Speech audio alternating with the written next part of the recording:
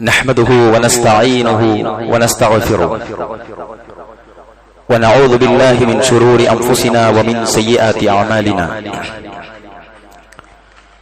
من يهده الله فلا مضل له ومن يضلل فلا هادي له وأشهد أن لا إله إلا الله وحده لا شريك له وأشهد أن محمدا عبده ورسوله أرسله بالهدى ودين الحق ليظهره على الدين كله ولو كره المشركون اللهم صل على محمد وعلى آل محمد كما صليت على إبراهيم وعلى آل إبراهيم إنك حميد مجيد اللهم بارك على محمد وعلى آل محمد كما باركت على إبراهيم وعلى آل إبراهيم إنك حميد مجيد أما بعد فإن خير الكلام كلام الله وخير السنن سنن محمد صلى الله عليه وسلم وشر الأمور محدثاتها وكل محدثة بدعة وكل بدعة ضلالة فكل ضلالة في النار أيها الناس اتقوا الله عباد الله أوصيكم وإياي أولا بتقوى الله بسم الله الرحمن الرحيم يا أيها الذين آمنوا اتقوا الله حق تقاته ولا تموتن إلا وأنتم مسلمون يا أيها الذين آمنوا اتقوا الله وقولوا قولا سديدا يصلح لكم أعمالكم ويغفر لكم ذنوبكم ومن يطع الله ورسوله فقد فاز فوزا عظيما ولقد نصركم الله ببدر وأنتم أذلة فاتقوا الله لعلكم تشكرون സ്നേഹം നിറഞ്ഞ സത്യവിശ്വാസികളെ, വിശ്വാസിനികളെ, പ്രപഞ്ചനാഥനായ പടച്ചതമ്പുരാന്റെ വിധിവിലക്കുകളും അവന്റെ റസൂൽ മുഹമ്മദ് മുസ്തഫ സല്ലല്ലാഹു അലൈഹി വസല്ലമയുടെ ചര്യകളും ജീവിതത്തിൽ സർവ്വവിധേനയും പാലിച്ചും പകർത്തിയും ജീവിക്കണമേ എന്ന് എന്നോടും നിങ്ങളോടും വളരെ ആത്മാർത്ഥമായി ഉണർത്തുകയാണ്, വസിയത്ത് നൽകുകയാണ്. അത്തരുണത്തിൽ ജീവിതം മുന്നോട്ട് നയിക്കുവാനും അവസാനം റബ്ബുൽ ഇസ്സത്തിനെ സന്തോഷപൂർവ്വം കണ്ടുമുട്ടാനുമുള്ള തൗഫീഖ് നൽകി അള്ളാഹു നമ്മെ എല്ലാവരെയും അനുഗ്രഹിക്കുമാറാവട്ടെ. പ്രിയപ്പെട്ടവരെ, പരിശുദ്ധ റമളാൻ അതിവേഗതയിൽ കുതിച്ചോടിക്കൊണ്ടിരിക്കുകയാണ്. ഏകദേശം റമളാനിന്റെ പാതിയോട് നമ്മൾ അടുത്തു. ഇവിടെയൊക്കെയും നമ്മളെല്ലാവരും ചിന്തിക്കേണ്ട ചില കാര്യങ്ങളുണ്ട്. ഞാനും നിങ്ങളും ചെയ്തുകൊണ്ടിരിക്കുന്ന അമലുകൾ അല്ലാഹു സുബ്ഹാനഹു വ തആല സ്വീകരിക്കുമോ ഇല്ലയോ എന്ന വ്യാധി, ബേജാറ്, സംശയം സഹാബാക്കൾ പേടിച്ച പേടി നമ്മളും പേടിക്കണം. കാരണം ഇന്നമാ യതഖബ്ബലുല്ലാഹു മിനൽ മുത്തഖീൻ എന്നാണ് ഖുർആൻ പറഞ്ഞിരിക്കുന്നത്. നിശ്ചയമായും അല്ലാഹു സ്വീകരിക്കുക തഖ്വയോടുകൂടി നിർവഹിച്ച ആളുകളിൽ നിന്ന് മാത്രമാണ്. ആരാണ് ഈ മുഅ്മിനുകൾ, ആരാണ് ഈ മുത്തഖീങ്ങൾ എന്നൊക്കെ ഖുർആൻ സവിസ്തരം നമുക്ക് പഠിപ്പിച്ചു തന്നിട്ടുണ്ട്. الذين يؤمنون بالغيب ويقيمون الصلاة ومما رزقناهم ينفقون. മുഅ്മിനുകളുടെ പ്രത്യേകതയായി പരിശുദ്ധ ഖുർആനിന്റെ രണ്ടാമത്തെ വചനത്തിൽ തന്നെ അല്ലാഹു പറയുന്നുണ്ട്, അല്ലദീന യുഅ്മിനൂന ബിൽ ഗൈബ്, അദൃശ്യകാര്യങ്ങളിൽ വിശ്വസിക്കുന്നവരാണവർ. അവരുടെ അചഞ്ചലമായ വിശ്വാസം എന്നത് അതാണ്. ലാ യഅലമുൽ ഗൈബ ഇല്ലല്ലാഹ്, അല്ലാഹുവല്ലാത്ത ഒരാൾക്കും ഗൈബ് അറിയില്ല എന്ന വിശ്വാസം. തന്റെ ഭാവിയെക്കുറിച്ച്, തന്റെ നാളെ വരുന്ന കാര്യങ്ങളെക്കുറിച്ച് ഏതെങ്കിലും വ്യക്തികൾക്കോ നക്ഷത്രങ്ങൾക്കോ രാശികൾക്കോ അറിയും കഴിവുണ്ട് എന്ന വിശ്വാസം. ആ വിശ്വാസമുണ്ടെങ്കിൽ അയാളുടെ തൗഹീദ് തകർന്നു എന്നതാണ്. അല്ലാഹുവല്ലാത്ത ചില ആളുകൾക്ക്, ചില വ്യക്തികൾക്ക്, ചില സ്ഥലങ്ങൾക്ക്, ചില ബിൽഡിങ്ങുകൾക്ക്, ചില മക്ബറകൾക്ക് തന്റെ കാര്യങ്ങൾ പരിഹരിക്കാൻ, കേൾക്കാൻ സാധിക്കുമെന്നുള്ള വിശ്വാസമുണ്ടെങ്കിൽ പ്രിയപ്പെട്ടവരെ, നമ്മുടെ ലാ ഇലാഹ ഇല്ലല്ലാഹ് തകർന്നു. നബി സല്ലല്ലാഹു അലൈഹി വസല്ലമ പോലും തന്റെ നാവ് കൊണ്ട് പ്രഖ്യാപിച്ചു, ഖുൽ ലാ അഅലമുൽ ഗൈബ ഇല്ലല്ലാഹ്, ഖുൽ ലാ യഅലമു മൻ ഫിസ് സമാവാതി വമൻ ഫിൽ അർദിൽ ഗൈബ ഇല്ലല്ലാഹ്. നബിയെ പറയുക, നബി സല്ലല്ലാഹു അലൈഹി വസല്ലമയുടെ നാവിൻ തുമ്പിലൂടെ വന്നത്, ഖുൽ ലാ അംലികു ലിനഫ്സി നഫ്അൻ വലാ വറൻ ഇല്ലാ മാ ഷാ അല്ലാഹ്. അല്ലാഹു സുബ്ഹാനഹു വ തആല പറയുകയാണ്, തന്റെ സ്വന്തത്തിന് തന്നെ ഒരു ഉപകാരമാകട്ടെ ഉപദ്രവമാകട്ടെ അത് അധീനമായിട്ടില്ല, എനിക്കതിന് കഴിയില്ല. അല്ലാഹു ഉദ്ദേശിച്ചാലല്ലാതെ നമുക്കൊന്നിനും സാധ്യമല്ല എന്ന വിശ്വാസം നമുക്ക് വരേണ്ടതുണ്ട്. ഇനിയോ എനിക്ക് ഗൈബ് അറിയാമായിരുന്നെങ്കിൽ, അല്ലാഹുവിന്റെ ഖുർആൻ പറയുന്നുണ്ട്, വലൗ കുൻത ആലമുൽ ഗൈബ ലസ്തക്തർതു മിനൽ ഖൈർ വമാ മസ്സനി യസ്സൂ. തനിക്ക് ഗൈബ് അറിയുമായിരുന്നെങ്കിൽ ഞാൻ നന്മകൾ പെരുപ്പിക്കുമായിരുന്നു, അളവറ്റ നേട്ടങ്ങൾ കൈവരുത്തുമായിരുന്നു. വമാ മസ്സനി യസ്സൂ, എനിക്ക് ഒരിക്കലും ആപത്ത് സംഭവിക്കുമായിരുന്നില്ല. നബി കരീം സല്ലല്ലാഹു അലൈഹി വസല്ലമയുടെ ചരിത്രം നിങ്ങൾ ഓർക്കുന്നുണ്ടാകും. സ്വന്തം നാട്ടുകാർ അദ്ദേഹത്തെ ഉപദ്രവിച്ചപ്പോൾ ത്വായിഫിലേക്ക് അദ്ദേഹം പോയി. ത്വായിഫിലേക്ക് എത്തും മുമ്പ് അല്ലാഹുവിന്റെ റസൂലിന് അദൃശ്യകാര്യം അറിയുമായിരുന്നെങ്കിൽ തന്റെ അമ്മാവന്മാരും ഉമ്മയുടെ കുടുംബക്കാരും ബന്ധുക്കളും തന്നെ ആട്ടിപ്പായിപ്പിക്കും, തന്നെ പരിക്കേൽപ്പിക്കും, രക്തമൊലിപ്പിക്കും, കൂക്കി വിളിക്കും, പരിഹസിക്കും എന്നൊക്കെ അല്ലാഹുവിന്റെ റസൂലിന് അറിയുമായിരുന്നെങ്കിൽ പ്രിയപ്പെട്ടവരെ, അല്ലാഹുവിന്റെ റസൂൽ അവിടേക്ക് പോകുമായിരുന്നില്ല. തനിക്ക് ആപത്ത് വരുമെന്ന് ഉറപ്പുണ്ടായിരുന്നെങ്കിൽ, അറിയുമായിരുന്നെങ്കിൽ അല്ലാഹുവിന്റെ റസൂലിന് ഈ ആപത്തുകളൊന്നും സംഭവിക്കുമായിരുന്നില്ല. എത്രയെത്ര ആപത്തുകളാണ് നമ്മുടെ പ്രിയപ്പെട്ട റസൂലിന് സംഭവിച്ചത് അദ്ദേഹത്തിന്റെ ജീവിതത്തിൽ. ഉഹുദിന്റെ രണഭൂമിയിൽ അല്ലാഹുവിന്റെ റസൂലിന്റെ മുൻപല്ല് പൊട്ടുകയായിരുന്നു. തന്റെ പൊന്നോമന പെൺമക്കളെ ത്വലാഖ് ചെയ്ത് വീട്ടിലെത്തിച്ചു. അവർ വിഷം കലർത്തിയ ഭക്ഷണം അല്ലാഹുവിന്റെ റസൂലിനോട് വായിലേക്ക് ഇട്ടുപോയില്ലേ? റസൂൽ ദൂതനായി അയച്ച സഹാബികളെ അവർ എതിരാളികൾ ചില ഗോത്രങ്ങളിലേക്കും ചില പ്രവിശ്യകളിലേക്കും അല്ലാഹുവിന്റെ റസൂലിന്റെ ദൂതുമായി പറഞ്ഞയച്ച സഹാബാക്കളെ അവർ ചതിച്ചു കൊന്നില്ലേ?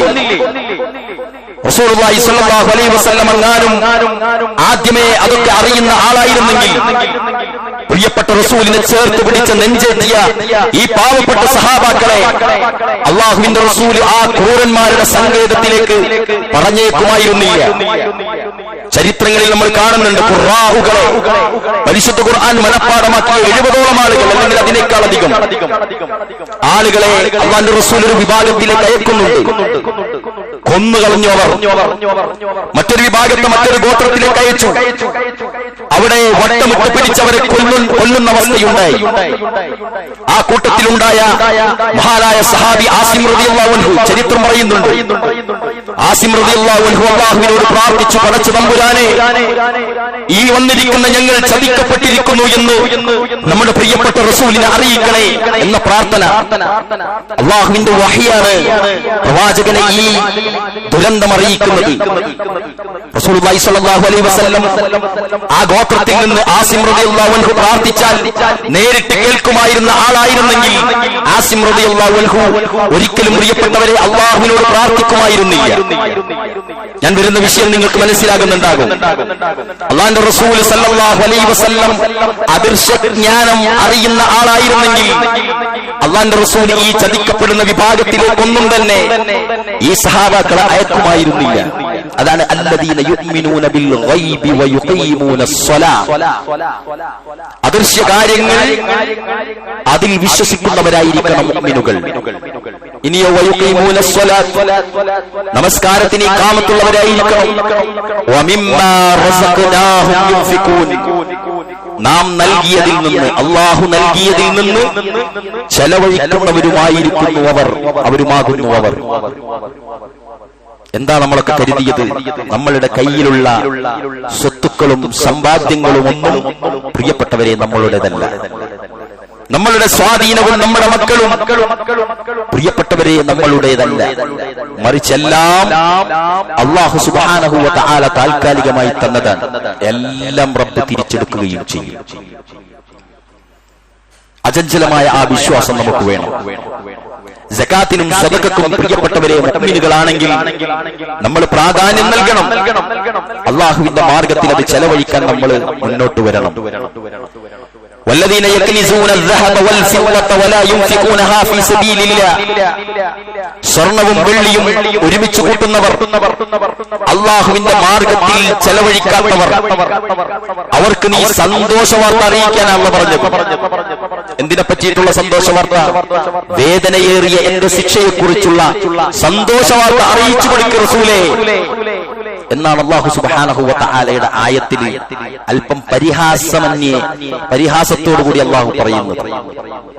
ഒരുമിച്ച് കൂട്ടുന്ന ആളുകൾക്ക് സന്തോഷവാർത്ത അറിയിച്ചു കൊടുക്കുക എന്റെ ശിക്ഷയെ പറ്റി. എന്താ നിങ്ങൾക്ക് കിട്ടാൻ പോകുന്നത് എന്ന് പറഞ്ഞു കൊടുക്കുക പ്രവാചകരെ എന്നാണ് ആ ആയത്തിന്റെ സാരം. ഈ തഖ്വയാണ് പ്രിയപ്പെട്ടവരെ നമുക്ക് വേണ്ടത്. പരിശുദ്ധ റമളാനിൽ, ഈ റമളാനിന്റെ മധ്യത്തിലേക്ക് നമ്മൾ കടന്നു വരുമ്പോൾ നമ്മളുടെ ഓർമ്മകളും നമ്മളുടെ ധാരണയും ചിന്തയുമെല്ലാം പോകേണ്ടത് അഷ്റഫുൽ ഖൽഖ് മുഹമ്മദ് മുസ്തഫ സല്ലല്ലാഹു അലൈഹി വസല്ലമയിലേക്കാണ്. നമ്മളൊക്കെ ഇവിടെ വളരെ സുഖത്തിലാണ്. നിങ്ങൾ ഓർക്കുന്നില്ലേ? പരിശുദ്ധ ഖുർആൻ യൗമുൽ ഫുർഖാൻ എന്ന് പറഞ്ഞൊരു ദിനം വരാനിരിക്കുകയാണ്. ഈ ഖുതുബ അടുത്ത ആഴ്ചയിലേക്ക് വെച്ചാൽ ചില ആളുകൾ ഇതൊന്നും മനസ്സിലാക്കാതെ അതിലേക്ക് പെട്ടുപോകുമെന്ന് വിചാരിച്ചിട്ടാണ് ഇന്നത്തെ ഖുതുബ ഈ വിഷയമാക്കാൻ ഞാൻ തയ്യാറായത്. പരിശുദ്ധ ഖുർആൻ യൗമുൽ ഫുർഖാൻ എന്ന് പറഞ്ഞ ഒരു ദിവസമുണ്ട്. സത്യവും അസത്യവും വേർതിരിച്ച ദിവസം, ഹക്കും ബാത്തിലും വഴിമാറി രണ്ട് ഭാഗത്തിലേക്ക് മാറിയ ദിവസം, ശിർക്കും കുഫറും വേർതിരിച്ച ദിവസം, അതായിരുന്നു ബദർ യുദ്ധം നടന്ന ദിവസം. യൗമുൽ ഫുർഖാൻ എന്നാണ് ഖുർആൻ പറഞ്ഞത്. ബദർ എന്ന സ്ഥലത്ത് വെച്ചാണ് നടന്നത് ആ യുദ്ധം. ഖുർആൻ അതിനെ യൗമുൽ ഫുർഖാൻ എന്ന് പരിചയപ്പെടുത്തി. പ്രിയപ്പെട്ടവരെ, വല്ലാത്തൊരു ദിവസമായിരുന്നു അത്. എല്ലാ യുദ്ധങ്ങളെപ്പോലെയും ബദറിനെ നമ്മൾ ആരും കാണരുത്. ഇന്നത്തെ പോലെ ശക്തിയില്ല, കഴിവില്ല നമുക്ക്. ബദറിൽ പോയ ആളുകളുടെ എണ്ണം നമ്മൾ കാണാതെ പഠിച്ചതാണ്. ബദറിലേക്ക് പോകുമ്പോൾ പടയാളികളുടെ കൂടെ ഉണ്ടായിരുന്ന ആയുധങ്ങളുടെ, വാഹനങ്ങളുടെ എണ്ണം നമുക്കറിയാം. ദുർബലന്മാരായിരുന്നു നമ്മൾ. ആയുധത്തിന്റെ വഴിയിൽ, കായിക അഭ്യാസത്തിന്റെ വഴിയിൽ, യുദ്ധത്തിന്റെ ടെക്നോളജിയിൽ, മാൻ പവറിൽ ദുർബലരായിരുന്നു നമ്മൾ. എന്നാൽ നമ്മളുടെ ടീമിന്റെ ശക്തി അതിശക്തമായിരുന്നു എന്നാണ് ബദർ നമ്മൾക്ക് കാണിച്ചു തന്നത്. പടച്ച തമ്പുരാൻ നൽകിയ കരുത്ത്, വിശ്വാസം കൊണ്ട് നേടിയെടുത്ത കരുത്ത്. ഇന്ന് നമ്മളുടെ സ്ഥിതി എന്താണ്? എല്ലായിടത്തും പകച്ചു പോവുകയാണ് മുസ്ലിംകൾ. എല്ലായിടത്തും ദുർബലന്മാരാണ് മുസ്ലിംകൾ. ബദറിൽ നമ്മൾ വിജയിച്ചു. കഴിവുകൊണ്ടാണോ? ആണോ? ശക്തി കൊണ്ടാണോ? ആയുധങ്ങൾ കൊണ്ടാണോ? അഭ്യാസങ്ങൾ കൊണ്ടാണോ? ആയിരുന്നില്ല പ്രിയപ്പെട്ടവരെ. വാൾത്തലപ്പും പീരങ്കികളും AK-47 ടാങ്കറുകളും ഉപയോഗിച്ചത് കൊണ്ടാണോ? അങ്ങനെയൊന്നും ഉണ്ടായിരുന്നില്ല. ആരായിരുന്നു അല്ലാഹുവിന്റെ റസൂലിന്റെ കാവൽക്കാരായിരുന്ന സഹാബാക്കൾ? ദുർബലന്മാരായിരുന്നു അവർ. യുദ്ധത്തിന്റെ ടെക്നോളജിയിൽ അവർ തീരെ എന്തായിരുന്നില്ല, കഴിവുള്ളവരായിരുന്നില്ല, പാവങ്ങളായിരുന്നു അവർ. എന്തായിരുന്നു പിന്നെ ബദറിൽ നടന്നത്? ബദറിൽ നമ്മൾ ജയിക്കാനുണ്ടായ കാരണം നമ്മളെല്ലാവരും മനസ്സിലാക്കണം. എന്നാലേ ചില അടിസ്ഥാന തത്വങ്ങൾ, അടിസ്ഥാന വിശ്വാസങ്ങൾ നമ്മളുടേത് ശരിയാകണമെങ്കിൽ ബദർ നമ്മൾ പഠിക്കണം. എന്തായിരുന്നു ബദർ? കേവലം 2 വിഭാഗക്കാർ വന്ന് യുദ്ധം ചെയ്തു. ഒരു വിഭാഗം ജയിച്ച ഒരു മത്സരമല്ലായിരുന്നു ബദർ. മറിച്ച് നബി സല്ലല്ലാഹു അലൈഹി വസല്ലം പഠിപ്പിച്ചു, ഫഖദ് വജബത് ലക്കുമുൽ ജന്ന. ബദറിൽ പങ്കെടുക്കുക വഴി ബദരീങ്ങൾ എന്ന് നമ്മൾ പറയുന്ന ബദറിൽ പങ്കെടുത്ത ശുഹദാക്കൾക്ക്, സഹാബാക്കൾക്ക് അല്ലാഹു നൽകിയ 2 സർട്ടിഫിക്കറ്റുകളുണ്ട്. ഫഖദ് വജബത് ലക്കുമുൽ ജന്ന, അവർക്ക് സ്വർഗ്ഗം നിർബന്ധമാക്കി. ഫഖദ് ഗഫർതു ലക്കും, അവരുടെ പാപങ്ങളെല്ലാം അല്ലാഹു പുറത്തു കൊടുത്തു. എല്ലാ പാപങ്ങളും. സുബ്ഹാനല്ലാഹ്. അവർക്ക് സ്വർഗം നിർബന്ധമാക്കി, അവരുടെ പാപങ്ങളെല്ലാം പുറത്തു കൊടുത്തു എന്ന് പറയാൻ മാത്രം അവർക്ക് ഈമാൻ ഉണ്ടായിരുന്നു. പ്രിയപ്പെട്ടവരെ, ഇവിടെയാണ് നമ്മൾ എല്ലാവരും പഠിക്കേണ്ടത്. ബദർ നൽകുന്ന സന്ദേശത്തിന്റെ ഒന്നാമത്തെ സന്ദേശം, പാഠം, അൽ ആമലുൽ അവ്വൽ അൽ ഈമാനുൽ ഹഖ്. ഹക്കായ ഈമാനായിരുന്നു വിജയത്തിന്റെ കാരണം. ഈമാൻ എന്ന് പറഞ്ഞാൽ എളുപ്പമാണ്, പക്ഷേ അത് സത്യസന്ധമാക്കുക എന്നത് കുറച്ച് കടുപ്പമുള്ള കാര്യമാണ്. ഈമാനുള്ള ആൾക്കാരാണ്, മുഅ്മിനീങ്ങളാണെന്നൊക്കെ വിചാരിക്കാനും പറയാനും നമ്മളൊക്കെയാണ് അത് എന്നൊക്കെ ചിന്തിക്കാനും ഒക്കെ എളുപ്പമാണ്. പക്ഷെ സത്യസന്ധമായ ഈമാൻ നമ്മളിലുണ്ടോ എന്ന് പരിശോധിക്കുമ്പോഴാണ് അതൊരൽപ്പം കടുപ്പമുള്ളതാണെന്ന് നമുക്ക് മനസ്സിലാകുക. നിങ്ങൾ ചിന്തിച്ചു നോക്ക്, എണ്ണത്തിൽ ചുരുക്കമായ ഒരു സമൂഹം ബദറിൽ അവർ എങ്ങനെ വിജയിച്ചു? വിശ്വാസത്തിന്റെ ശക്തിയായിരുന്നു അവരുടെ ശക്തി. എങ്ങനെയുള്ള ശക്തി? ആ കാലഘട്ടത്തിലെ ഫിറഔനായിരുന്ന അബൂജഹൽ അടക്കമുള്ള 70ഓളം ആളുകളെ കൊല്ലുകയും 70ഓളം ആളുകളെ ബന്ധനസ്ഥരാക്കുകയും എത്രയോ സ്വത്തുക്കൾ ഗനീമത്തായി ലഭിക്കുകയും ചെയ്ത വമ്പിച്ച വിജയമായിരുന്നു മാഷാ അല്ലാഹ് ബദറിൽ. അന്നാണ് മനസ്സിലാക്കിയത്, ഏതെങ്കിലും നിലക്കുള്ള ശക്തികൾക്ക് ഇസ്ലാമിനെ ഒതുക്കാൻ സാധ്യമല്ല. ഇസ്ലാമിന്റെ ശത്രുക്കൾ ഭയപ്പെട്ടുകൊണ്ടിരിക്കുന്നതും അതാണ്. ആരാണ് ഈ വിഭാഗം? റുസ്തമിന്റെ കൊട്ടാരത്തെ വിറപ്പിച്ച വിഭാഗം, കിസ്റയെയും കൈസറിനെയും വിറപ്പിച്ച വിഭാഗം, ഹിർക്കലിന്റെ സിംഹാസനത്തെ വിറപ്പിച്ച വിഭാഗം. എന്തിനായിരുന്നു അവർ വിറകൊണ്ടത്? ലാ ഇലാഹ ഇല്ലല്ലാഹ് എന്ന അചഞ്ചലമായ വിശ്വാസത്തിൽ ഊട്ടിയുറക്കപ്പെട്ട ധൈര്യവുമായി അല്ലാഹനെ പറ്റി പറയാൻ ഈ കൊട്ടാരങ്ങളിലേക്കെല്ലാം കടന്നു ചെന്ന ദുർബലന്മാരായ സഹാബാക്കൾ കൊണ്ടുവന്ന പ്രബോധനത്തിന്റെ ആയുധം അതായിരുന്നു നമ്മുടെ ശക്തി. തൗഹീദായിരുന്നു നമ്മുടെ ശക്തി. ഇസ്ലാമിന്റെ ശക്തി കായിക ശക്തിയല്ല ഒരിക്കലും. ഇസ്ലാമിന്റെ ശക്തി ഈമാനിന്റെ ശക്തിയാണ്. ഇസ്ലാമിന്റെ ശക്തി ഈമാനിന്റെ ശക്തിയാണ്. മുഅ്മിനിന്റെ ശക്തി ഈമാനിന്റെ ശക്തിയാണ്. മുസ്ലിമിന്റെ ശക്തി അവന്റെ ഈമാനിന്റെ ശക്തിയാണ്. ഈ ശക്തിയാണ് പ്രിയപ്പെട്ടവരെ നമുക്ക് വേണ്ടത്. കണ്ടില്ലേ, നമ്മളെല്ലാവരും പത്രദ്വാര സോഷ്യൽ മീഡിയയിൽ കണ്ടില്ലേ, ഫലസ്തീനിലെ കുരുന്നുകളെ കൊന്നൊടുക്കുകയും അവിടുത്തെ ബിൽഡിങ്ങുകളെ തകർക്കുകയും അവിടുത്തെ മസ്ജിദുകളെയും വീടുകളെയും തരിപ്പണമാക്കുകയും ചെയ്ത സായുധ സജ്ജരായ പടയാളികളുടെ മുന്നിലേക്ക് 8 വയസ്സും 10 വയസ്സുമുള്ള പെൺകുട്ടികൾ ചൂണ്ടുവിരലുകൾ ചൂണ്ടി സംസാരിക്കുമ്പോൾ അവർ പകച്ചു നിൽക്കുന്നത് നമ്മൾ കണ്ടിട്ടുണ്ടാകും. ആ ശക്തിയാണ് ഇസ്ലാമിന്റെ ശക്തി. ബാപ്പ പോയാലും വേണ്ടില്ല, ഉമ്മ പോയാലും വേണ്ടില്ല, അനുജന്മാരും ജ്യേഷ്ഠന്മാരും കൊന്നൊടുക്കപ്പെട്ടാലും ശരി, ബാക്കിയായി നിൽക്കുന്ന ഞാൻ മുസ്ലിമായി തന്നെ ഇവിടെ നിലകൊള്ളുമെന്ന് പ്രഖ്യാപിക്കുന്ന ശക്തി. ഇനി നമ്മൾ ചിന്തിക്കുക, ആ ശക്തിയൊക്കെ നമ്മുടെ നാട്ടിൽ വല്ല പ്രശ്നവും വന്നാൽ നമുക്കുണ്ടാകുമോ എന്ന ഒരു ചിന്തയും കൂടി അതിന്റെ കൂടെ നമ്മൾ വെക്കേണ്ടതുണ്ട്. എന്തിനു പ്രിയപ്പെട്ടവരെ? യുദ്ധമുഖത്തല്ല, അല്ലാഹുവിന്റെ റസൂല് പാടില്ല എന്ന് പറഞ്ഞ ഒരു തിന്മ സ്വശരീരത്തിൽ നിന്നും എടുത്തെറിയാൻ ശക്തിയില്ലാത്തവരാണ് നമ്മളെല്ലാവരും. അല്ലേ? അല്ലാഹുവിന്റെ റസൂല് ചെയ്താൽ കൂലിയുണ്ടെന്ന് പറയുന്ന ഏറ്റവും സിമ്പിളായ ഒരു സാധനം ജീവിതത്തിലേക്ക് ഇന്നുവരെ 10-40 കൊല്ലം 50 കൊല്ലം ആയുസ്സോടുകൂടി ആർജവത്തോടെ ജീവിച്ചിട്ട് ആ ഒരു നന്മയും കൂടി എന്റെ കൂടെ വരണമെന്ന് ചിന്തിക്കാത്തവരാ നമ്മൾ. 10 ഷോപ്പുള്ളവർ 11ാമത്തതിനെ ചിന്തിക്കാറുണ്ട്, 2 വീടുള്ളവർ 3ാമത്തതിനെ ചിന്തിക്കാറുണ്ട്, 4 പറമ്പുള്ളവർ 5ാമത്തെ പറമ്പിൽ അഡ്വാൻസ് കൊടുക്കാറുണ്ട്. പക്ഷേ 10 നന്മയുള്ളവർ 11ാമത്തെ നന്മയെ പറ്റി ചിന്തിക്കാറില്ല. അതാ നമ്മളെ ഈമാൻ. സത്യല്ലേ? ആലോചിച്ചു നോക്ക്, സത്യല്ലേ? ജീവിതത്തിൽ നിന്ന് ഏതെങ്കിലും ഒരു തിന്മ എടുത്തൊഴിവാക്കാൻ അൽഹംദുലില്ലാഹ് BTM-ലെ പള്ളിയിൽ പോയി ആ ഖുതുബ കേട്ട അന്ന് മുതൽ പിന്നെ ഞാൻ പുകവലിച്ചിട്ടില്ല എന്ന് പറയാൻ BTM-ലെ ഖുതുബ കേട്ടപ്പോൾ അല്ലെങ്കിൽ ഇന്ന പള്ളിയിലെ ഖുതുബ കേട്ടപ്പോൾ അതിനുശേഷം ഒരു പെണ്ണിന്റെ ശരീരത്തിലേക്കും കാമചിന്തയുമായി ഞാൻ നോക്കിയിട്ടില്ല എന്ന് പറയാൻ, അതിനുശേഷം രാത്രിയുടെ അന്ത്യയാമങ്ങളിൽ മക്കളും ഭാര്യയും ഉറങ്ങിയപ്പോൾ മോശമായ ഫിലിമുകൾ ഫോണിൽ ഞാൻ പിന്നെ കണ്ടിട്ടില്ല എന്ന് പറയാൻ സാധിച്ചിട്ടുണ്ടോ പ്രിയപ്പെട്ടവരെ? നോക്കാറില്ലെങ്കിലും സാധിച്ചിട്ടുണ്ടെങ്കിൽ അതാണ് ഈമാൻ. സാധിച്ചിട്ടുണ്ടെങ്കിൽ അതാണ് ഈമാൻ. അതുകൊണ്ട് നിങ്ങൾ അല്ലാഹുവിനെ സൂക്ഷിക്കുക, അല്ലാഹുവിന്റെ പ്രഖ്യാപനമാണ്. അതുകൊണ്ട് പ്രിയപ്പെട്ടവരെ, ആ അല്ലാഹുവിന്റെ സഹായത്തെ ഓർത്തുകൊണ്ട് നമ്മൾ അല്ലാഹുവിനെ സൂക്ഷിക്കുക. നമ്മൾ നന്ദിയുള്ളവരായി തീരാൻ അതാണ് നല്ലത്. ഖുർആൻ പറയുന്നുണ്ട് സൂറത്ത് ആല ഇംറാനിൽ, ഖദ് കാന ലക്കും ആയത്തുൻ ഫീ ഫിഅതൈനി ഇൽതഖതാ ഫിഅത്തുൻ തുഖാതിലു ഫീ സബീലില്ലാഹ്. കാര്യങ്ങൾ മനോഹരമായി തോന്നുന്ന ആയത്താണ്. ഖദ് കാന ലക്കും ആയത്തുൻ ഫീ ഫിഅതൈനി ഇൽതഖതാ ഫിഅത്തുൻ തുഖാതിലു ഫീ സബീലില്ലാഹ്. രണ്ട് വിഭാഗം ആളുകൾ ഏറ്റുമുട്ടിയതിൽ തീർച്ചയായും ദൃഷ്ടാന്തമുണ്ട്. ഫിഅത്തുൻ തുഖാതിൽ, ഒരു വിഭാഗം അല്ലാഹുവിന്റെ മാർഗ്ഗത്തിൽ യുദ്ധം ചെയ്തു. ഫിഅത്തുൻ തുഖാതിലു ഫീ സബീലില്ലാഹ് വ ഉഖറാ കാഫിറത്തുൻ, രണ്ടാമത്തെ വിഭാഗം സത്യനിഷേധികളായിരുന്നു, അല്ലാഹുവിനെ നിഷേധിച്ചിറങ്ങിയ കാഫിറുകളായിരുന്നു രണ്ടാമത്തെ വിഭാഗം. യറൗനഹും മിസ്ലൈഹിം റഅയൽ ഐൻ, അവരുടെ കണ്ണുകളിൽ അല്ലാഹു ഇരട്ടിയായി കാണിച്ചു കൊടുത്തു. വല്ലാഹു യുഅയ്യിദു ബിനസ്രിഹി മൻ യശാ ഫീ ദാലിക ലഇബ്റതൻ ലിഉലിൽ അബ്സാർ. അല്ലാഹു അവൻ ഉദ്ദേശിക്കുന്നവരെ അവന്റെ സഹായം കൊണ്ട് ശക്തിപ്പെടുത്തും. അല്ലാഹു തന്റെ സഹായം കൊണ്ട് പിൻബലം നൽകും. അല്ലാഹു പറയുകയാണ്, യുഅയ്യിദു, അവൻ ശക്തിപ്പെടുത്തും നമ്മളെയും. എങ്ങനെ? ഈമാനുണ്ടോ പ്രിയപ്പെട്ടവരെ? ഏത് പ്രതിസന്ധിയിലും ഏത് പ്രയാസങ്ങളിലും നമുക്ക് അല്ലാഹു ശക്തി തരും.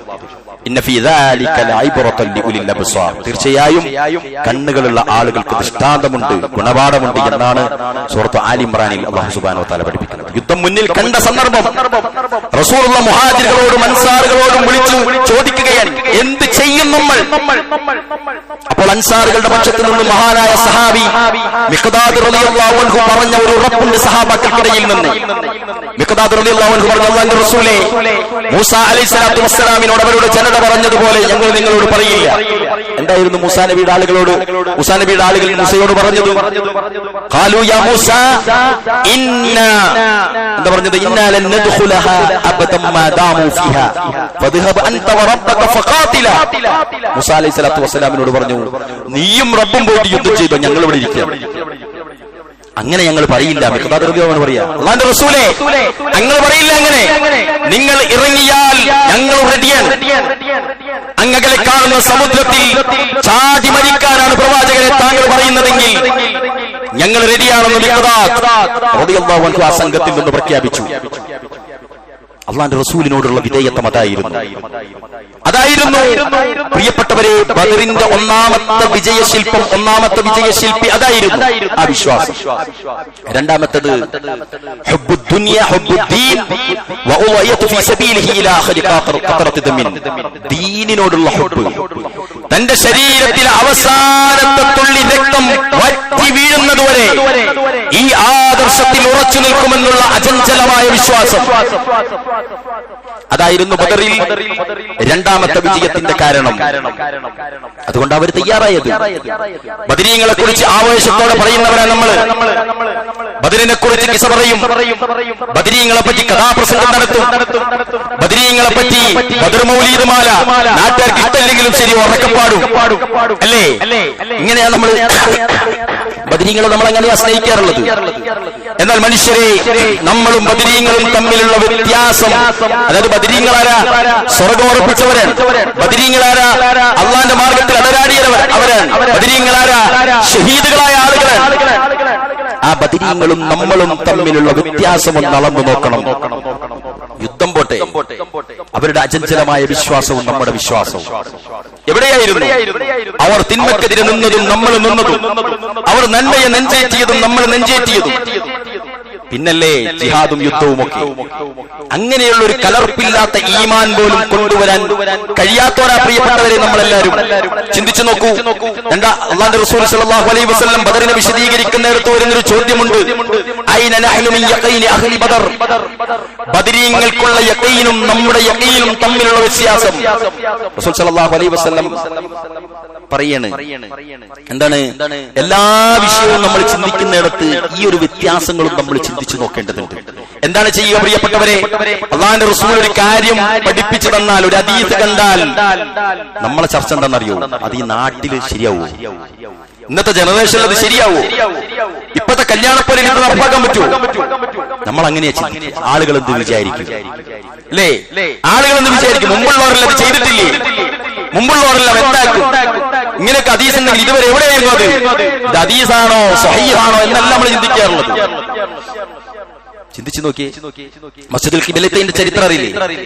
ആ പള്ളിയിൽ നിന്നൊരു വിഭാഗം ആളുകൾ മസ്ജിദുൽ അഖ്സായിലേക്ക് നിസ്കരിക്കുമ്പോഴാണ് ഒരാൾ വന്ന് പറയുന്നത്, അല്ലാഹുവിന്റെ റസൂലിന് വഹി ഇറങ്ങിയിട്ടുണ്ട്, ഇതാ ഈ നിമിഷം മുതൽ നമ്മുടെ ഖിബല കഅബാലയത്തിലേക്കാന്ന് പറഞ്ഞപ്പോൾ നമസ്കാരത്തിൽ അവരിങ്ങനെ തിരിയാണ് നേരെ. സുബ്ഹാനല്ലാഹ്. അവർ നമസ്കാരം കഴിയട്ടെ, എന്നിട്ട് സ്റ്റേറ്റ് കമ്മിറ്റി കൂടാ, മീറ്റിംഗ് കൂടാ, ഭൂരിപക്ഷം നോക്കാന്നൊന്നും അവർ ചിന്തിച്ചില്ല. അല്ലാഹുവിന്റെ റസൂലിന്റെ വഹി വന്നിട്ടുണ്ട് എന്ന് നമസ്കാരത്തിൽ കേൾക്കുമ്പോഴേക്കും ഒരേ നമസ്കാരത്തിൽ രണ്ട് ഖിബലയെ സ്വീകരിച്ചത് കൊണ്ടാണ് മസ്ജിദുൽ ഖിബലത്തൈൻ എന്ന പള്ളിക്ക് പേര് വന്നത്. നമ്മൾ എന്താ വിചാരിക്കുക? നാട്ടുകാർ, മുസ്ലിങ്ങളായ ആൾക്കാർ എന്ത് വിചാരിക്കുന്ന ആദ്യം നമ്മൾ ചിന്തിക്കുക. ഓരെ സൂചിപ്പിക്കാനുള്ള ദീനായിട്ടാണ് നമ്മളെ ദീന് നമ്മൾ കാണാറുള്ളത്. പറ്റൂല പ്രിയപ്പെട്ടവരെ. അല്ലാഹുവിന്റെ റസൂല് എന്തൊന്ന് പഠിപ്പിച്ചു തന്നോ അത് സഹീഹാണോ, അതിന് പിൻബലമുണ്ടോ, അത് നെഞ്ചേറ്റാൻ നമുക്ക് കഴിയണം. അദൃശ്യമായ ഒരുപാട് കാര്യങ്ങളിൽ വിശ്വസിക്കാൻ നിർബന്ധിതനാണ് മുസ്ലിം. നമ്മളുടെ വിശ്വാസങ്ങളിൽ ഖബറും സിറാത്തും മീസാനും അതേപോലെ തന്നെ മഹ്ശറും എല്ലാം നമ്മുടെ വിശ്വാസത്തിലേക്ക് കടന്നു വരേണ്ടതാണ്. ഇനി അടുത്തൊരു ചോദ്യമുണ്ട്. ഐന നഹ്നു മിൻ ഇഖ്ലാസ് അഹ്ലി ബദർ. ബദറിൽ പങ്കെടുത്ത ബദരീങ്ങളുടെ ഇഖ്ലാസും നമ്മളുടെ ഇഖ്ലാസും എങ്ങനെയായിരുന്നു? നമ്മൾ പലപ്പോഴും നമ്മുടെ ഇഖ്ലാസിന്റെ കാര്യം പറയുമ്പോ തന്നെ സങ്കടം. തറാവീഹ് നമസ്കരിക്കുന്ന സമയമാണല്ലോ പരിശുദ്ധ റമദാൻ. തറാവീഹ് പോലും നമസ്കരിക്കാൻ തീരുമാനിച്ച ഒരാൾ ആദ്യം ചിന്തിക്കുക ഏറ്റവും വേഗത്തിൽ തീരുന്ന പള്ളി ഏതാണ്? നമ്മൾ ഇഖ്ലാസ് അത്രയേ ഉള്ളൂ. ഏറ്റവും വൈകിട്ട് തുടങ്ങുന്ന പള്ളി ഏതാ നോക്കുക. നമ്മൾ ഇഖ്ലാസ് അത്രയേ ഉള്ളൂ. കാരണം മാക്സിമം വേറെ പണിയുണ്ട് നമുക്ക്, അല്ലേ? ആലോചിച്ച് നോക്കി. ഫുഡുള്ള പള്ളി, AC ഉള്ള പള്ളി, നമ്മൾ ഇഖ്ലാസ് അത്രയേ ഉള്ളൂ. ഇതാ നമ്മുടെ ഇഖ്ലാസ്. പ്രിയപ്പെട്ടവരെ, റസൂലുള്ളാഹി സ്വല്ലല്ലാഹു അലൈഹി വസല്ലം പറഞ്ഞു, മൻ കാന ഈമാനൻ വഹ്തിസാബൻ ഉസ്റ ലഹു മാ തഖദ്ദമ മിൻ ദബ്ബി. അല്ലാഹുവിന്റെ റസൂൽ സ്വല്ലല്ലാഹു അലൈഹി വസല്ലം പറഞ്ഞു, ഈമാനോടെ ഇഹ്തിസാബോടെ ആരെങ്കിലും നമസ്കരിച്ചാൽ, അല്ലേ, നമ്മളോ ഇതൊക്കെ അതിന്റെ എളുപ്പം നമ്മൾ നോക്കുക. ഏറ്റവും എളുപ്പത്തിൽ എല്ലാം കയ്യിലാക്കാനാണ് നമ്മൾ ശ്രദ്ധിക്കാറുള്ളത്. എന്നാൽ അല്ലാഹുവിന്റെ റസൂലിന്റെ ബദറിൽ പങ്കെടുത്ത ശുഹദാക്കൾ എല്ലാ ത്യാഗത്തിനും തയ്യാറായ ശുഹദാക്കളായിരുന്നു, മുഖ്ലിസുകളായിരുന്നു. ഇനി മൂന്നാമത്തെ വിജയ കാരണം അൽ ഉജൂഉ ഇലല്ലാഹി തആല വൽ ഇസ്തിആസതു ബിഹി. ഈ ഭാഗം പള്ളിയിലെ മുഴുവൻ ഫ്ലോറിലുള്ള ആളുകളും കാതോർത്ത് കേൾക്കേണ്ട ഭാഗമാണ്. താഴെ ഇരിക്കുന്ന സ്ത്രീകൾ, സഹോദരിമാർ പ്രത്യേകിച്ചും കേൾക്കേണ്ട ഭാഗമാണ്. അല്ലാഹുവിലേക്കുള്ള മടക്കം ഇതായിരുന്നു ബദറിലെ വിജയത്തിന്റെ മറ്റൊരു കാരണം. അവനോടുള്ള അഭയം തേടൽ, അവനോടുള്ള പ്രാർത്ഥന, അവനോടുള്ള സഹായം ചോദിക്കൽ. പ്രിയപ്പെട്ടവരെ, ഈമാനിന്റെ ഉടമയാണോ, ദീനിനോട് സ്നേഹമുള്ളവരാണോ, ദുആ ഇരക്കുന്നവരാണോ, ദീനും ദുനിയാവും ഒന്നിച്ചു വന്നാൽ ദീനിന് പ്രാധാന്യം നൽകുന്നവരാ നമ്മളെല്ലാവരും. അൽ ഉജൂഉ ഇലല്ലാഹി തആല വൽ ഇസ്തിആസതു ബിഹി വഇൽഹാറുൽ ഫഖ്രി ഇലൈഹി. അല്ലാഹുവിന്റെ മുമ്പിൽ ദരിദ്രനാണ് ഞാൻ, അല്ലാഹുവിന്റെ മുന്നിൽ ആവശ്യക്കാരൻ. യാ അയ്യുഹന്നാസ് അൻതുമുൽ ഫുഖറാഉ ഇലല്ലാഹ്. ഖുർആൻ പറയാണ്, മനുഷ്യരെ നിങ്ങൾ ആവശ്യക്കാരാണ് എന്റെ മുന്നിൽ. അല്ലാഹുവിനോട് ആവശ്യമായി തേടി വരാൻ മാത്രം ദുർബലരാണ് നമ്മൾ. ഖുലിഖൽ ഇൻസാനു ദഈഫാ. മനുഷ്യരെ നിങ്ങൾ ദുർബലരാണ്. നിങ്ങൾക്ക് തോന്നുകയാണ് നിങ്ങൾ ആരൊക്കെയോ ആണെന്ന്. ഖുർആൻ പറയാ നിങ്ങൾ ദുർബലരാണ്. ഖുലിഖൽ ഇൻസാനു ദഈഫാ. നിങ്ങളെ പടച്ചത് ദഈഫായിക്കൊണ്ടാണ്, ദുർബലന്മാരായിക്കൊണ്ട്. വതലബുൻ നസ്റു മിൻ. സഹായം ചോദിക്കാൻ നമ്മൾ അങ്ങോട്ട് പോകണം, തിരിയണം. അഭയം അള്ളാഹുവിലേക്കുള്ള അഭയമായിരിക്കണം. പല തന്ത്രങ്ങളും വികൃതികളും ഒക്കെ അറിയുന്ന അബൂജഹലിന്റെയും സംഘത്തിന്റെയും മുന്നിൽ നിന്ന് രക്ഷപ്പെടാൻ അള്ളാഹുവിന്റെ റസൂലിനുണ്ടായ ആയുധം സഹായത്തട്ടം മാത്രമായിരുന്നു അള്ളാഹുവിനോട് ഇസ്തിആസ നടത്തുക എന്നത്.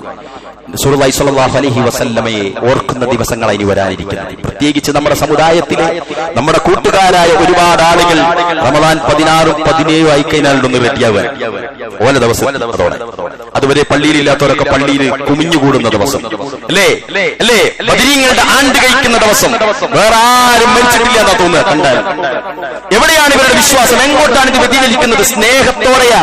ഈ മിമ്പറിൽ നിന്ന് സ്നേഹത്തോടെയല്ലാത്തൊരു വാക്കും വരാറില്ല. സ്നേഹത്തോടെ ചിന്തിക്കാൻ വേണ്ടിയിട്ട് പറയാണ് അല്ലാഹുവിന്റെ റസൂൽ സല്ലല്ലാഹു അലൈഹി വസല്ലം റമദാൻ 17 രാവിലെ പുലരുമ്പോൾ, അതായത് 16 രാത്രി മിഡ്നൈറ്റിൽ സഹാബാക്കൾ റസൂലിനെ കാണുമ്പോൾ നമ്മുടെ പ്രിയപ്പെട്ട റസൂൽ സുജൂദിലാണ്. ഓർക്കണം എല്ലാവരും, അല്ലാഹുവിന്റെ റസൂൽ സുജൂദിലാണ്. തലേ ദിവസം രാത്രി സുജൂദിൽ കിടന്ന കിടത്തമാണ്. അല്ലാഹുവിന്റെ റസൂൽ ഉറങ്ങുകയല്ല, സുജൂദിൽ കിടന്ന് പ്രിയപ്പെട്ട റസൂൽ തേങ്ങി തേങ്ങി കരയുന്നതാണ് പ്രിയപ്പെട്ടവരെ സഹാബാക്കൾ കാണുന്നത്. സുജൂദിന്റെ ഭാഗങ്ങൾ കുതിർന്നു കിടക്കുന്നത് കാണുകയാണ്. അദ്ദേഹം ദുആ ചെയ്യുകയാണ് കരഞ്ഞുകൊണ്ട്. ബദർ നടക്കാൻ പോവാണ്. അല്ലാഹുമ്മ ഇന്നി അശ്കൂ ഇലൈക ളഅഫ ഖുവതി വഖില്ലത ഹീലതി വഹവാനി അലന്നാസ് യാ അർഹമർ റഹീമീൻ. അല്ലാഹുവിന്റെ റസൂലിന്റെ ഹൃദയം മുട്ടുന്ന പ്രാർത്ഥന. അല്ലാഹുവേ പടച്ചോനെ, എന്റെ അടുക്കൽ ഒന്നുമില്ല, എനിക്ക് തന്ത്രങ്ങൾ അറിയില്ല തമ്പുരാനെ.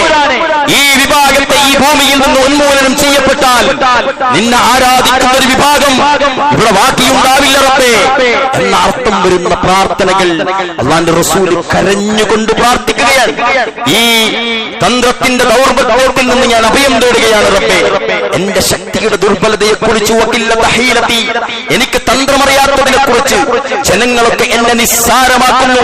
നാഥാ, ഞാൻ ആവലാതി ബോധിപ്പിക്കുകയാണ് റബ്ബേ. നമ്മളോ എന്തെങ്കിലും പ്രശ്നം വന്നാൽ ഓടിപ്പോവുക കോടതിയിലേക്ക്, അല്ലേ? ഓടിപ്പോവുക പോലീസ് സ്റ്റേഷനിലേക്ക്.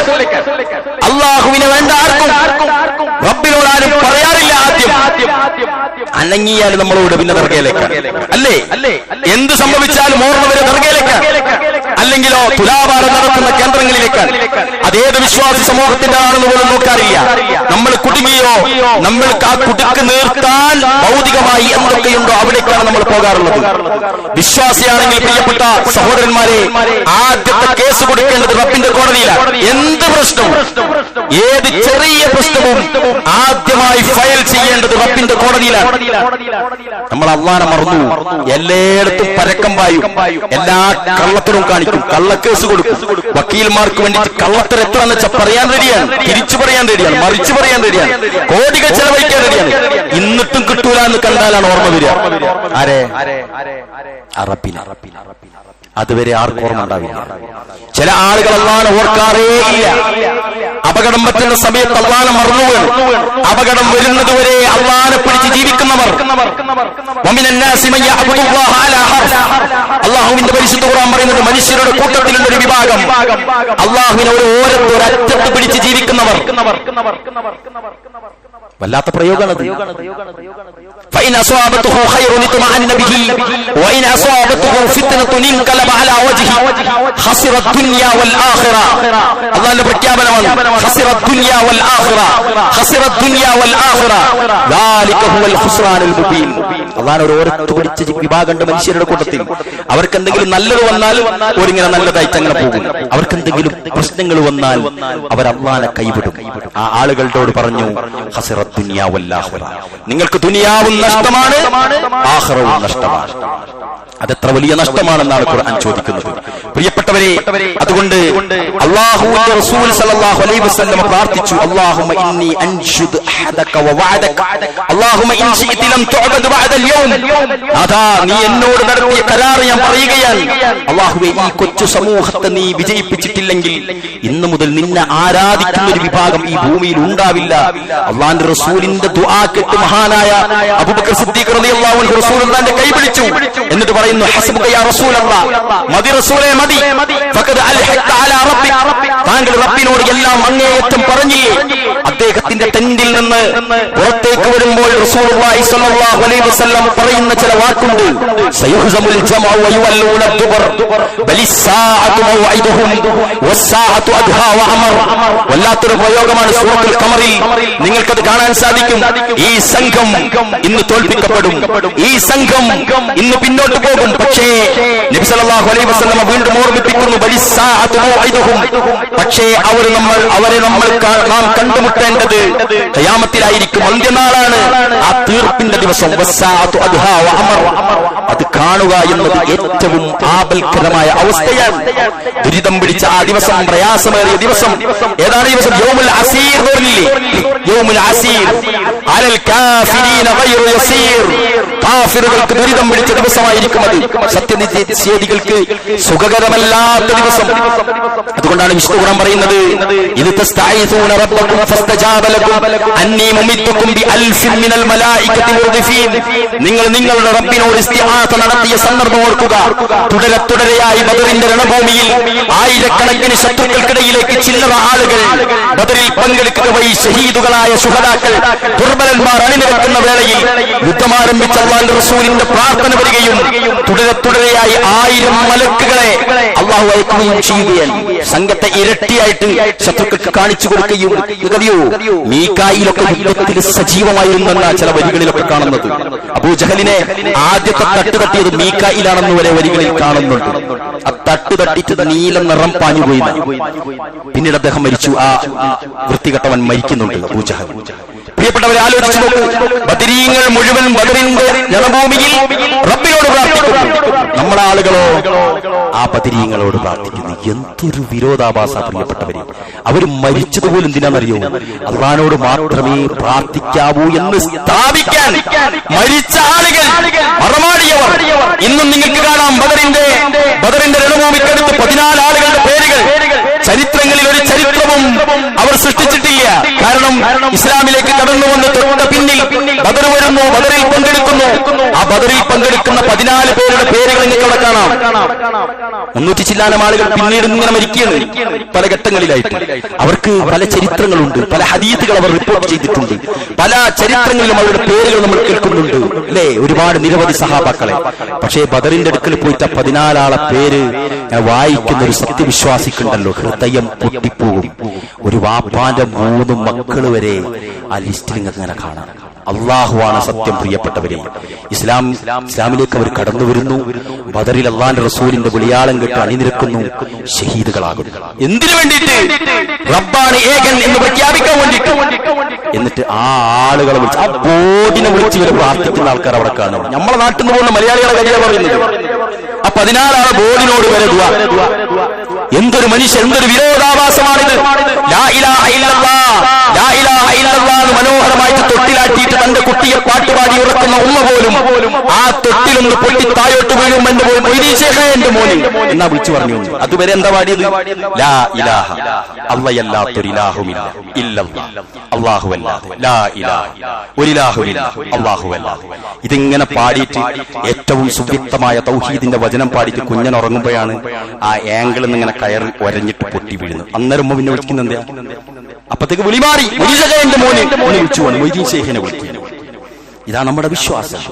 ഈ വിശ്വാസത്തെ നമ്മൾ തിരിച്ചറിയണം, ആ അപകടത്തെ നമ്മൾ തിരിച്ചറിയണം. അല്ലാഹു അതിന് തൗഫീഖ് നൽകി അനുഗ്രഹിക്കുമാറാവട്ടെ. അൽഹംദുലില്ലാഹ് الذي علم بالقلم علم الإنسان ما لم يعلم أيها الناس اتقوا الله عباد الله أوصيكم وإياي ثانيا بتقوى الله. ബദറിന്റെ വിജയത്തിന്റെ കാരണവും ബദറിൽ ഒരുപാട് ആളുകൾ ഷഹീദുകളായ കാരണവും ഒക്കെ നമ്മൾ മനസ്സിലാക്കിയിട്ടുണ്ട്.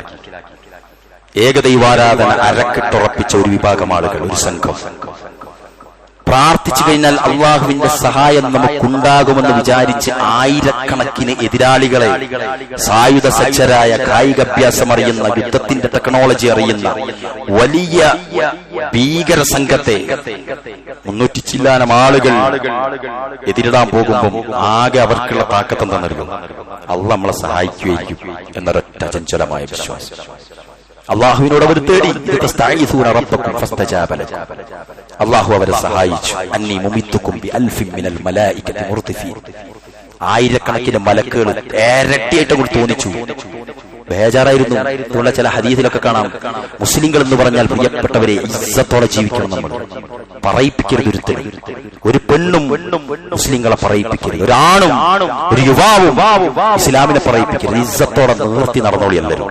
അതിനർത്ഥം എല്ലാ മുസ്ലിങ്ങളെയും കൊന്നളയുന്നല്ല, ആരെയും കൊല്ലണ്ട, ഓരൊക്കെ നമുക്ക് മാറ്റിയെടുക്കാൻ പറ്റും. നമ്മളുടെ സ്വഭാവം ഒന്ന് നന്നാക്കിയാൽ മതി. നാവ് പൂട്ടിയിട്ട് സ്വഭാവം നന്നാക്കുക. നാവ് തുറക്കുന്നു ലാ ഇലാഹ ഇല്ലല്ലാഹ് പറഞ്ഞു കൊടുക്കാനാവണം, സഹായിക്കാനാവണം, നന്മയ്ക്ക് വേണ്ടിയിട്ടാവണം. എന്നിട്ട് നല്ല പ്രതാപത്തോടുകൂടി ജീവിക്കാൻ പ്രിയപ്പെട്ടവരെ നമുക്ക് സാധിക്കണം. അങ്ങനെയുള്ള ചരിത്രമുണ്ട് നമുക്ക് പറയാൻ, അങ്ങനെയുള്ള പിൻതലമുറക്കാരുണ്ട് നമുക്ക് കാണിച്ചു കൊടുക്കാൻ, അങ്ങനെയുള്ള അല്ലാഹുവിന്റെ കലാമുണ്ട് നമ്മുടെ കൈകളിൽ. അതുകൊണ്ട് തന്നെ ഏറ്റവും പ്രതാപത്തോടെ ജീവിക്കേണ്ടവരാണ് നമ്മൾ. എന്താ, ഒരു അമുസ്ലിമായ ഒരു സഹോദരനെ ഇസ്ലാം സ്വീകരിക്കുക, ആ ഇസ്ലാമൊക്കെ സ്വീകരിപ്പിച്ച് ഏകനായ റബ്ബിലേക്ക് പറഞ്ഞു കൊടുത്തിട്ട് നമ്മൾ കൊണ്ടുവരുന്നു. ആ കൊണ്ടുവരുന്ന സ്ഥലത്തെ പള്ളിയിൽ നിന്നാണ് എന്തെന്ന് വ്യാഴാഴ്ച രാത്രി നബിനെ വിളിച്ച് പ്രാർത്ഥിക്കുന്നത്. അപ്പൊ ഈ വന്ന ആള് ചോദിക്കും, അല്ല ഞാനിങ്ങനെ ഒരുപാട് ആൾക്കാരെ 30 കോടി ദൈവങ്ങളെയൊക്കെ ആരാധിക്കുന്നിടത്ത് ഇവിടെ വന്ന് നോക്കുമ്പോ അല്ലാത്തോലെ വിളിച്ച് നിങ്ങളും പ്രാർത്ഥിക്കുന്നല്ലോ. എന്നാലും ഞാനൊരു ചായ കുടിക്കാൻ പോയി പാടെ ബദരീങ്ങളെ കരണ്ട് പോയല്ലോ എന്ന് പറയുന്ന കേട്ടുമല്ലോ. ഒരു ബദരീങ്ങളെ വിളിക്കുന്നുണ്ടല്ലോ, പിന്നെ ഞാൻ എന്തിനാ ഇസ്ലാമിലേക്ക് വന്നത് എന്നീ കടന്നു വന്നവർ ചോദിക്കുമ്പോൾ മേലോട്ടൊക്കെ നമ്മളെല്ലാവരും നമ്മളെ കൂട്ടത്തിൽ നിന്നും ഇത് കടന്നു പോകണം. ഏകനായ റബ്ബിനെ ആരാധിക്കുന്നവരായിട്ട് നമ്മൾ മാറണം.